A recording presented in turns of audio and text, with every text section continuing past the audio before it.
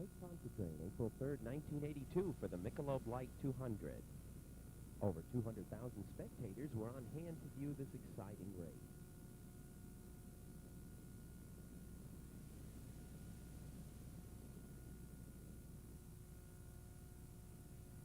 Steve Baum on the Manhattan Express brings the Offshore 1 contenders out for the start. We had Michelob Light, Toasty Asti, Arneson Drive, Rampage, Cigarette Hawk, Tolman Group, The Collection, Velocity, Flapjack, and the Spirit of Panama.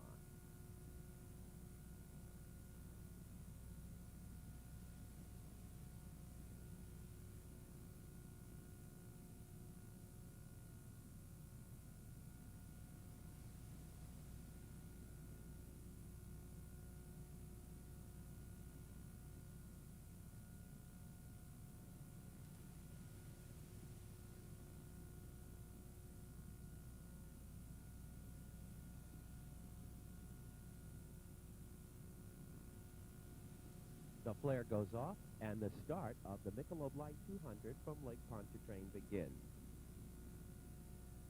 Arneson's Drive, 38-foot Cougar, with Tony Garcia and Sammy James, takes an early lead at the start of the race. Another 38-foot Cougar, the Tolman Group, with Tom Gentry and Harold Smith, are second at the start.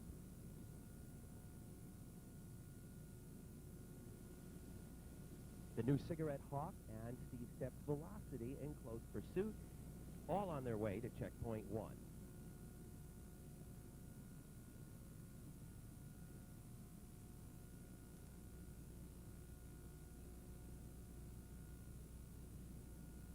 We find Harold Smith re-navigating as he went on the inside to make the turn at checkpoint 1. Offshore 2 had 15 entries, and it too got off to a great start with Bob Shear in his Shear Terra Fleet Marine Catamaran, and Nightwing with Sal Magluta jumping out to an early lead in the start of the Offshore 2 race. Offshore 3 also got off to a terrific start with a lot of new contenders in this year's offshore powerboat racing circuit.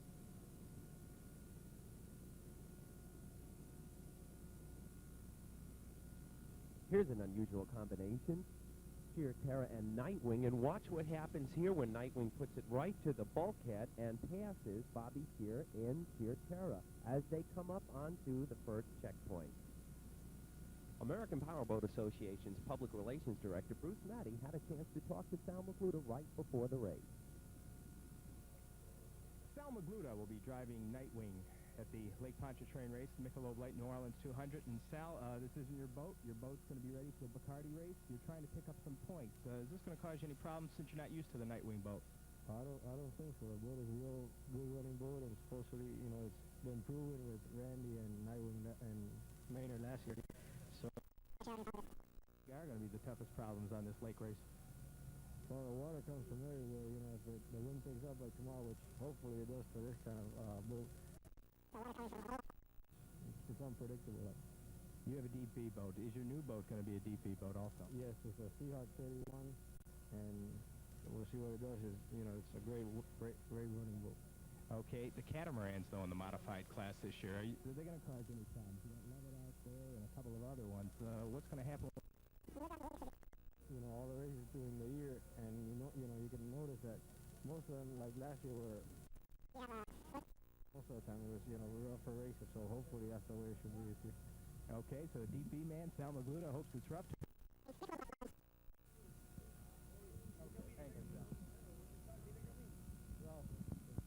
Offshore 4 got off to a fan with Chaos and its owner-driver, Al Schwanke, right before the race. And we heard his views on Offshore. Driver of Chaos in the Pro Stock division, and now there's a lot of second-place finishes for you, and you've got to be looking for your first, and when you're... Well, our strategy this year is to get out front and win, I guess. When you go into something like this, of course, for an hour and a half or whatever you're going to be out there, you back off, take a look at what your competitors are doing, and maybe play behind the rabbit, the leader. What's going on up front? Well, if you're going fast enough, I guess that's the way to do it. If you're not going quite fast, the boys. We all think about using strategy, but when we get out there and we're running neck and neck, I think we push pretty hard. Pro stock. Last year it was the most popular class in terms of entries, and it looks like it's going to be that way again this year. Who looks like could be the top? Well, we have a lot of new boats, and there's a lot of outboard boats, and there's a lot of new inboard boats, and a lot of new cats coming out this year. And end of the season, maybe a 20-boat turnover in production class. Alice Schwenke looking for his first win on the United States National Circuit. In the lead of the Pro Stock division was the Imperial Installer and last year's World Championship winner, Lance Rubel in Rubel, wife of our Pro Stock champion world leader. With me now is Joni Rubel, wife of the driver of the class in 1981. And Joni, you had to be kind of excited about that when he won it. Very, very excited, yeah. What was the best part of it? I look back, or was it when he received the checkered flag? It was the checkered flag. How did it feel to see Lance get that checkered flag? It was really great. Winning moment. Before that, the race before at Harbortown, there was a protest on our boat. So later it was decided that we had won the race, but we never had that moment of glory, and that's what we had at the World Championship, and it was exciting. What about this season? You got to be looking for you too. Always safety first, and he knows that. And you know, and in the beginning of last year, you know, I was really worried. And I know it is now, so I'm not that worried about his safety anymore. And I have no fears about the boat anymore, and so I think it's going to be a great season. I'm really looking forward to going all around the country. I hope we're going to make every race, and I think we're going to be driver for the World Champion boat Manta in Pro Stock division.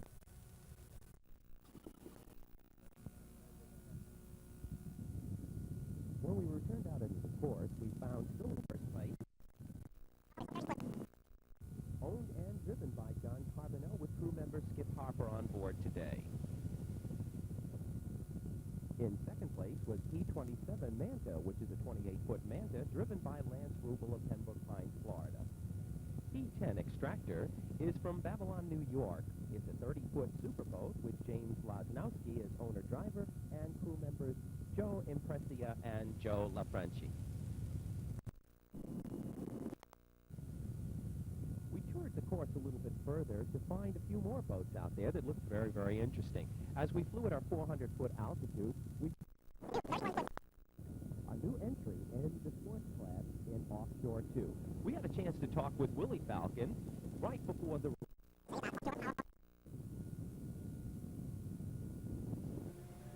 Falcone, driver of Seahawk, and second in the 1981 Pro Stock National High Point Championship race. And Willie, it's a new year, new goals. What are your goals for this coming season? Winning. First in the nation this year. What about the Lake Pontchartrain race? This is going to cause you any different problems than any other competitors? It's the same. I've been racing here 2 years already. The Rosas races the entire year. So, the weights are always, the wind here is blow a lot. So we try to do that. I hope tomorrow the weights will be 3 to 5 feet and I'll win the race. The seawall right at the start of the race with all the spectator boats. Does that cause you any problem, especially at the start of the race? No, I don't think so. It's no problem on that. The roughest part of the course could be the far end of the course where the wind really picks up. In the middle leg is when it really gets really rough. The weight takes you for everywhere, side, front, everywhere. The trimming is hard to trim in the boat that way. Globe Light New Orleans 200. I'm sure we'll be seeing a lot of this new 31-foot Seahawk in the up the course. We found the new Erickson 30-foot Shadow Cat with Bob Erickson and crew members. This is what Bob had. With me now I have the driver of the Erickson Racing Team boat, Don Lastumbo, and Bob. First about this Shadow Cat, you're talking to me earlier about hitting 110 with tricked-up engines on Lake X. Yet, but we've been over the 100 mark at Lake X, and we'll be over the 100 mark here at Lake Pontchartrain. You must like the lake racing then with this Shadow Cat. This lake is built for catamarans, and you have one of the quicker one in sports class. That's right. Yeah, we're looking forward to this race. We believe it'll be a good race for us. But We plan on surprising some people later on the season with that. Alrighty. What about World Championship race in 1981? What did you do during the off season to trick it up a little bit more and work on things that maybe had a few adjustments? On the engines, we're developing much more torque, a lot more throttle response, and that kind of thing. And then also we've been working with weight balance in the boat, and we've got the weight balance just about right now, I think. And it's handling and trim is just about the way it should. Load up and adjust it in different parts. Well, we did some work on the motors. We've got a torque curve now that's awesome, and then handling and trim is just where we want it. And Don, what about yourself? What experience do you have in offshore racing, and what do you think about this boat? Actually, my experience is rather limited in offshore racing. I come from 18 years of racing inboard hydroplanes. I know a little bit about the boat because I have I get involved in test driving programs, design, development, and so on. Is this one of the better boats that you feel that you can compete with, in both inboard and offshore? Do you think you can compete just with the best? We feel that the boat has a distinct advantage over some of the other cats in that it does handle rough water. It's not to be one of the fastest boats in the world. As we were flying above, we clocked them per hour on Lake Pontchartrain, which is an impressive speed with some new experimental Mercury inboards. Collection, a 36-foot Carrera with Humberto Pecan, Salvador Pecan, and Jose Rodriguez. This is what Humberto had to say right before the race. With me right now is Humberto. So we'll be driving the open class, the Collection. Sure. I don't think we're going to see very many changes. We're going to be running a little longer. I'm looking forward to this season because I think it's a much better ride. I think we're going to be surprised. This is Lake Pontchartrain. It's lake racing. It isn't ocean racing. Is a DP hull like yours going to be able to compete with the Betty Cooks and the others with the catamarans? It all depends. This lake, like every other lake, can be very tricky. And if it does like it did last year, like Chicago last year, then the cats don't stand a chance next to a deep beam. Humberto, are you going to be continuing with... Well, the Collection supposedly is only for the New Orleans race until my 39 Carrera will be ready. We're going to be running a 39 Carrera with with that boat.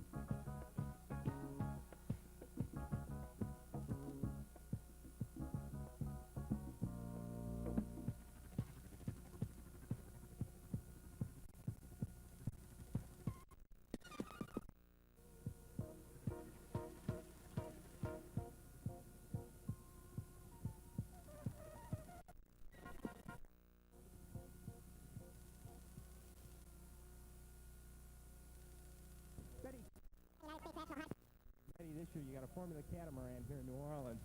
What's it run like? But on the other hand, I think it's pretty rugged, so that even if it gets windy and rough up the north end of the lake, I think we can cope with it pretty well.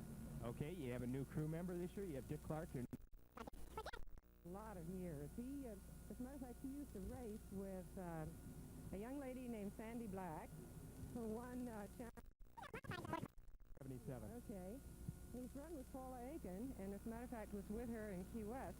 He's not afraid of women. Nobody can be afraid of you unless they're the competitors, because you should be one of the favorites in this race once again. What do you think in the open? There, who's going to be your toughest competition? I think it's all going to be it's quality this year rather than quantity. I think that's really why there are. The teams have become so professional, and have been so getting prepared for races. It has therefore become more expensive.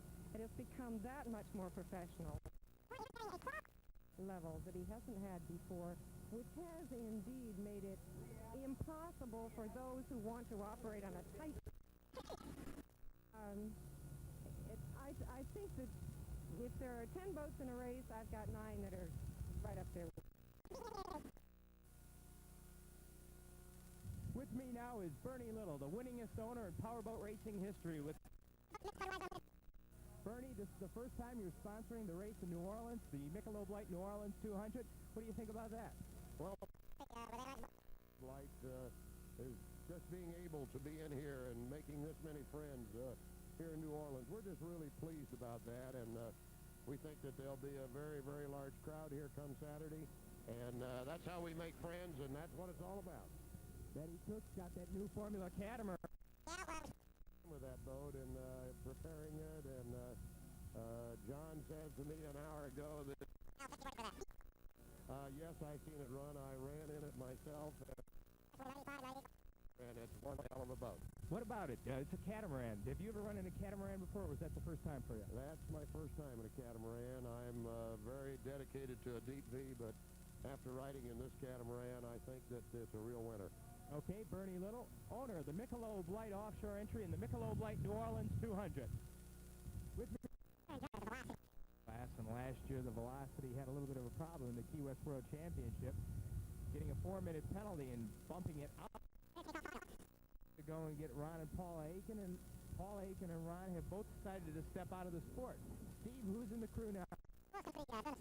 He's here for me, and Bruce Nash from England, who's recently moved to the United States, will be doing the navigating. During the off-season? Well, the motors are the standard Mercury EFI engines used, and I've done a little bit of modification on drive location. I'm always working on stuff, coming up with new ideals and trying new things, because you never know where anything will work till you do try. National circuit. Did you pick up any speed during your test? Well, it's indicating we have, but we won't know till we get it. Would you rather hit it in the ocean, or would you like to chop here in the lake better for this type of haul? Well, it doesn't really... it runs good in smooth water, but you know, it likes rough water. I haven't had it in this kind of water like it was here last year, so it could be a little tricky. You know, with the big swells in the ocean running, you know, it's much more predictable. It's easier to run. You know, it doesn't matter how big it gets. Usually, it's waves come from different angles. It's really hard to set up a pattern, you know, as far as trimming and. Okay, so it's Steve's step. He's going to be throttling here with the Velocity with a new crew at the Michelob Light New Orleans 200.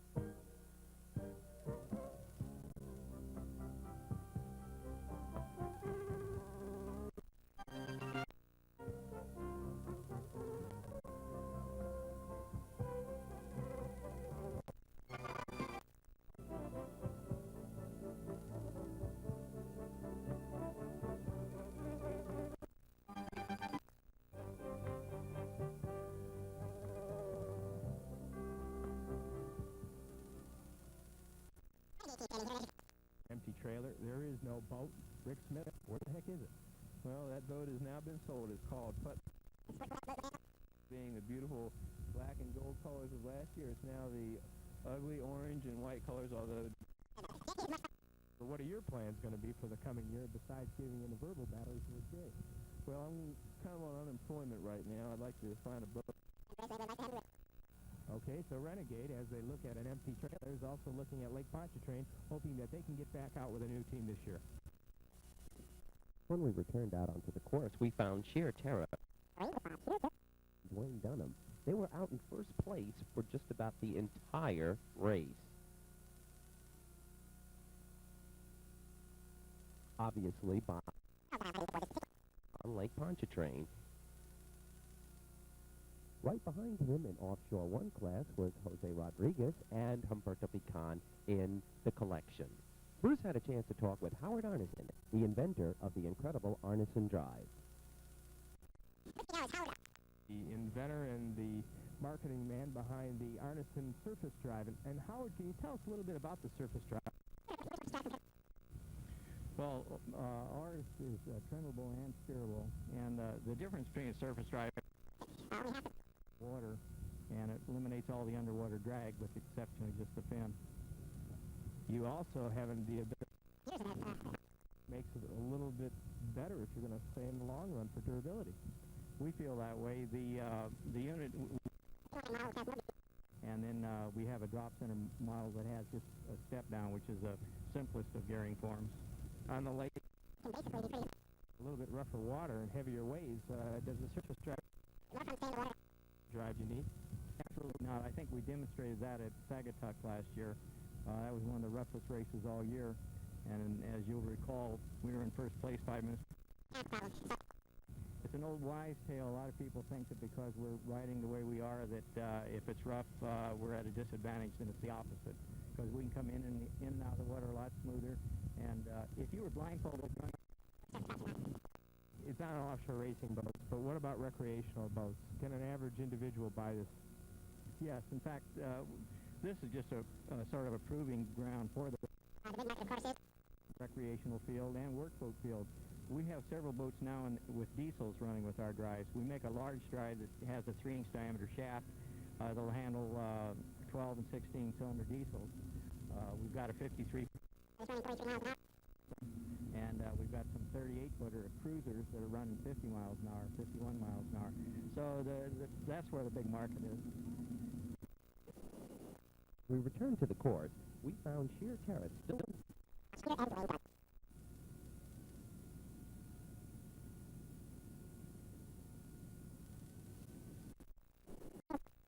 Keith Hazel, right before the race, the designer and builder of these incredible engines, powering this 30-foot flight. Hazel, the throttleman of the 1981 World Champion boat, Ajax Hawk. And this year, Keith, they're going to be driving the Cigarette Hawk since Jerry Jacoby has taken over from Don Aronow as the boat that's going to be coming up. I know you got the old one for a couple of races. Right now, to be building a new 37.5 Kevlar boat. Should be going into mold, I would guess, within 2 or 3 weeks, and hope to get it done by... It's just going to be a little bit lighter, basically the same boat, a little different deck design, but that boat's such an excellent running boat that they don't feel that there's a need to really change anything with it. Cigarette Hawk. How old is that boat? I believe the boat, 77 or 78 was the first year it raced, and yeah, it's getting tired. You know, Jerry and been very, very rough. And Lake Pontchartrain is going to get choppy, but not the type of rough stuff that you like. What's your plans for the upcoming day? Well, the wind has been pretty windy here today, but we understand there's going to be the front is going to go through. And considered for a V-bottom, we don't have the speed we'd like against the cat, but I think we're just going to kind of run with the... That's all we can really do. We can't beat the cat. This was Keith Hazel, the throttleman for the Cigarette Hawk. Miles per hour as we clocked him on our airspeed indicator throughout the race. Here we find Bob finishing as in first place in Offshore 3.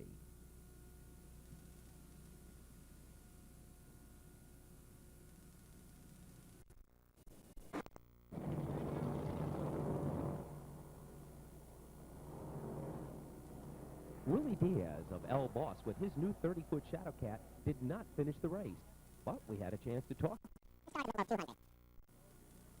With me is Willie Diaz, UIM APBA Class 2 World Champion from 1981, driving the El Boss. Last year it was a cigarette haul, this year a Shadow Catamaran. We're doing 100 plus in this boat probably. We haven't tested it yet, but we figure we will. And the 37 we're doing like 80, 81, and there was a 37 and a half foot cigarette, and this was a 30 footer. So it all depends how flat this race is going to be. Don't look at it's going to be very flat. I don't know. I just want to go and nail it as much as I can. If I happen to flip over, it'll be a new experience for me. So never in my life, but it doesn't make any difference when you got the guts and you know what the hell you're doing. Okay, that's Willie Diaz.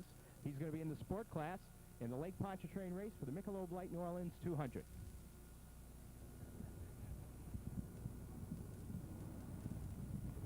With me is Dave Fader, driver of the P8 boat, Behaven. And Dave, you're dropping down a class. You raced the modified class last year in a boat called Alterations. You were leading, the boat fell apart, you sunk, and you took the raft home. What do you feel about Lake Pontchartrain and your chances come Saturday?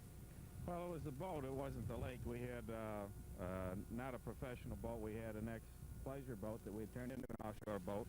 And the speeds that we're obtaining now, and so we're back with a very good boat. Pantera built us an excellent thing, and rough weather, and get back at it, and this time we'll beat the lake. You dropped down, though, from modified to pro stock. Reasoning behind that? Well, the modified class, in order to stay competitive in modified, we'd have to update about $20,000 in equipment in pro stock. So we made the modifications for pro stock and moved down.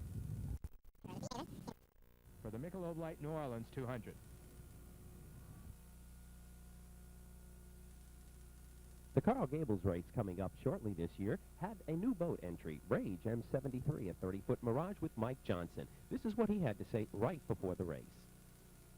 With me is Mike Johnson, driver of Rage, formerly Silver Streak in the modified class, national high point champion in the Central Division. And boat, you're starting 82 with only one race under your belt. What do you feel about this upcoming season? Well, I'm really optimistic, Bruce. We had Baker Engineering redo our engines completely, and they rebuilt them and matched them all up, and a lot of new parts in the boat. And I'm real optimistic. If the other people break down, we'll do all right this whole season, I guess. What do you got as a crew for this race, Michelob Light New Orleans 200? Well, I got Marv Vanderarks with me this year. He was with Chase last year, and he's from Grand Rapids. That makes it convenient for us. And then this year also, at least this race, we're going to use Ed Kotler. He's a reporter from the Grand Rapids Press. And he wants to do a story firsthand out there. And we're going to let him try it, I guess. If you guys will let him go, it's all right with me. What type of experience does Ed have?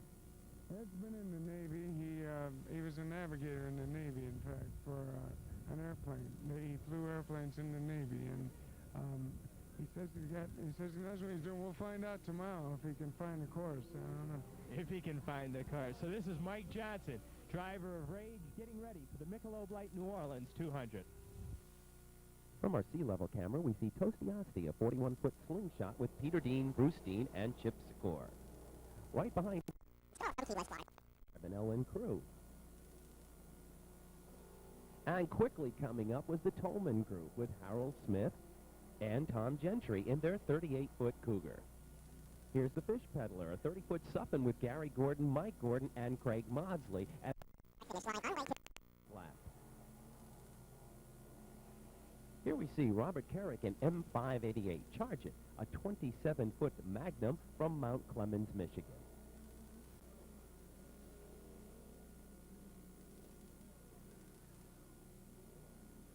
In Offshore 1, we find the collection, the 36-foot Calera with Humberto Pecan, Salvador Pecan, and Jose. A new entrant in Offshore 1 was the Spirit of Panama, a 35-foot Cigarette from Panama City, Panama. They finished 4th out of an impressive fleet of 10 Offshore 1 boats. Bad Company, a 30-foot Suffin with Gary Jeffries, Harold Grady, and Ed Martinez, finished 7th for the day. cheer. The Leonard family in Country Boys M72, a 30-foot Carrera, finished second in Offshore 3. Right behind Country Boys was M6 Love It, a 30-foot Shadow Cat with Chuck Jepson, Dave Gilmore, and Jack Burnett. They finished third for the day in Offshore 3. Our local New Orleans entrant, Stiletto, was unable to finish the race due to mechanical problems. S21 Outrageous, a 33-foot Suffin from Guilford, Connecticut, finished third in Offshore 2. A new entrant in Offshore 4 was P58, Squared Up, a 28-foot Pantera with John Kenyon, George Frogner, and Brian Bostwick as crew members. P28 Fish Peddler, Greg Mosley finished first for the day. In Offshore 4 with P10 Extractor finishing third. White Heat, a 35-foot Cigarette, finished first in Offshore 2.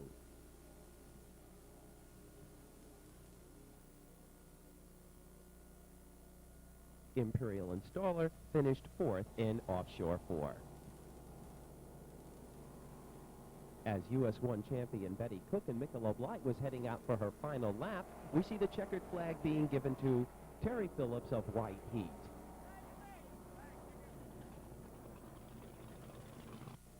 The Tolman group with Harold Smith and Tom Gentry were number 2 on their final lap, with Steve Stepp and Velocity in third place on their final lap in Offshore 1.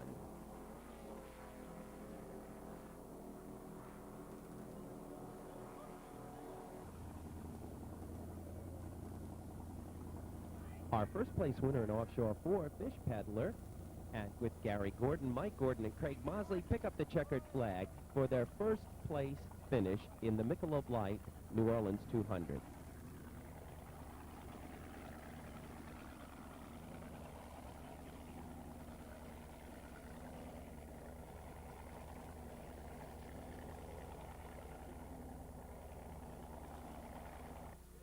In Offshore 5, Supercoat won, a 21-foot superboat with Rick and Tom on board, did a fine job. They won the checkered flag at the Michelob Light New Orleans 200 for Offshore 5. And here's what Betty had to say right after winning the Michelob Light 200. Well, I'll tell you, I don't know why it is you always figure out that we can go 206 miles when we don't have to.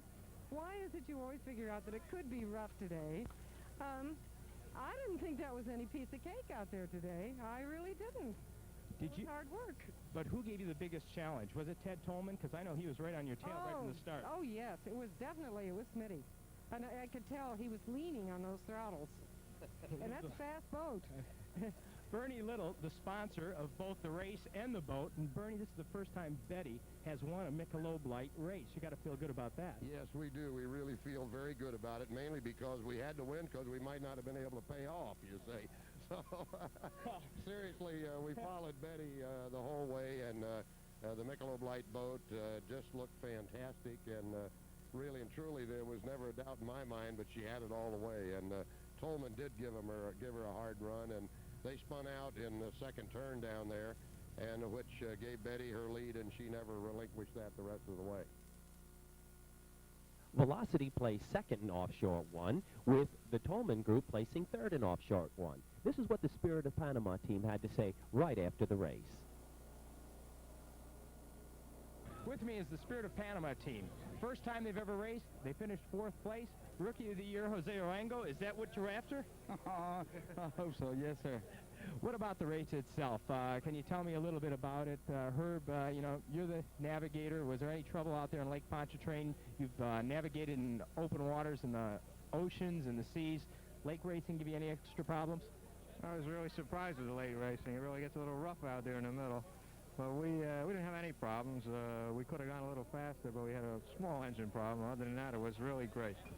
Roger, what about that engine problem? You're the throttle man. Can you tell us a little bit about it?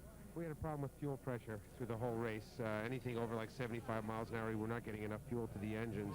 So we really had to run about 75 most of the race. We could have run 10 miles an hour faster at any point in the race. Next race, we'll have it straightened out.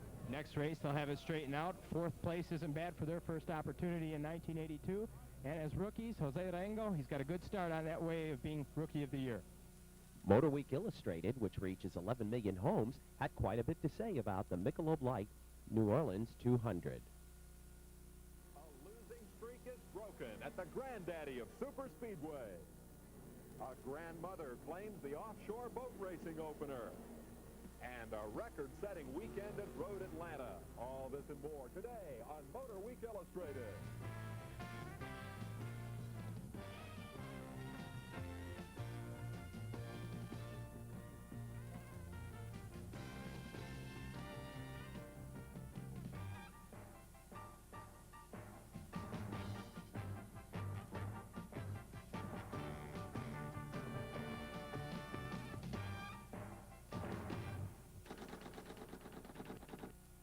Motor Week Illustrated is brought to you by the Champion Spark Plug Company. Nobody puts more performance in a spark plug. Champion, the spark plug that wins the world over. And by Dodge, America's driving machines, with the sports car and the personal luxury cars that give high performance on the road, as well as high mileage at the pump. Hi, I'm Dave Despain. Today, Motor Week Illustrated points up the tremendous variety in motorsports. Our reports cover road racing, dirt and pavement stock cars, offshore powerboats, and more. We'll have results and standings from all around the racing world, and some frank observations about factory racing politics from a man who's right in the middle of it. Historic New Orleans, Louisiana, on the shores of scenic Lake Pontchartrain, hosted the opening round of the American Powerboat Association offshore racing season last Saturday. These megabuck boats, 30 to 45 feet long and capable of speeds well over 100 miles an hour, streaked off in pursuit of the queen of boat racing, Betty Cook. Betty, a 58-year-old grandmother from Southern California, notes that entries are down, but quality is up in the open class, where she has 3 national titles. The teams have become so professional and have been so, how would I say it, so persnickety about their boats getting them prepared for races. It has therefore become more expensive.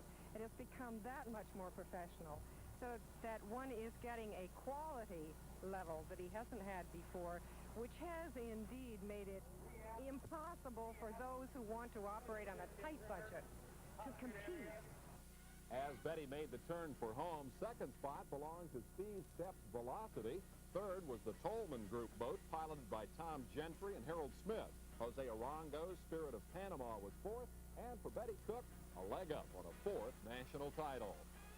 Here are the class winners from that 200-mile grind across the waters of Lake Pontchartrain. Cook averaged just over 81 miles per hour en route to that win. Still to come, some candid conversation with International Motorsports Association head John Bishop.